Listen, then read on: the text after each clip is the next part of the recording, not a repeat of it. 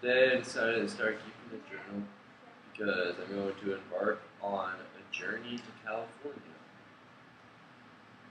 I'm kind of scared because that's a long way away, but it's supposedly a lot better there.